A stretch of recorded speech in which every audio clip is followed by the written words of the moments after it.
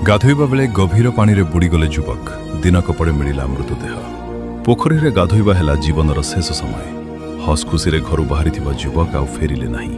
ଗଭୀର ପାଣିରେ ବୁଡ଼ିଯିବା ପରେ ଦୀର୍ଘ ସମୟର ଖୋଜାଖୋଜି ଏବଂ ଉଦ୍ଧାର ଉଦ୍ୟମ ପରେ ଆଜି ମିଳିଛି ତାଙ୍କ ମୃତଦେହ।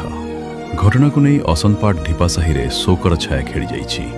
କେନ୍ଦୁଝର ଜିଲ୍ଲା ବାଡ଼ିଆ ଥାନା ଅନ୍ତର୍ଗତ ଅସନପାଟ ଢିପାସାହିର ବ୍ରହ୍ମାନନ୍ଦ ନାୟକ ପୋଖରୀରେ ଗାଧୋଇବା ସମୟରେ ଗଭୀର ପାଣିରେ ବୁଡ଼ି ଯାଇଥିଲେ। ଘଟଣା ଜଣାପଡ଼ିବା ପରେ ସ୍ଥାନୀୟ ଲୋକେ 112କୁ ଫୋନ୍ କରିଥିଲେ। ଖବର ପାଇ ବାରିଆ ପୋଲିସ ଓ ଝୁମ୍ପୁରା ଅଗ୍ନିଶମ ବାହିନୀ ଘଟଣାସ୍ଥଳରେ ପହଞ୍ଚିଥିଲେ।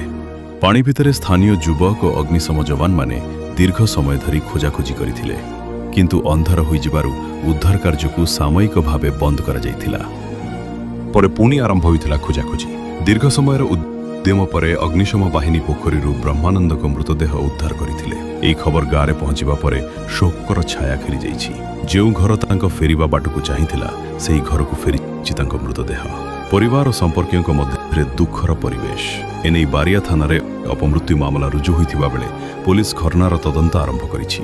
ଗୋଟିଏ ମୁହୂର୍ତ୍ତର ଅସାବଧାନତା ଯେ କେତେ ବଡ଼ ଦୁଃଖ ଆଣିପାରେ, ବ୍ରହ୍ମାନନ୍ଦଙ୍କ ଅକାଳ ମୃତ୍ୟୁ ତାହାର ଏକ ଦୁଃଖଦ ଉଦାହରଣ। ବ୍ୟୁରୋ ରିପୋର୍ଟ, ଜୁହାର। ରିପୋର୍ଟର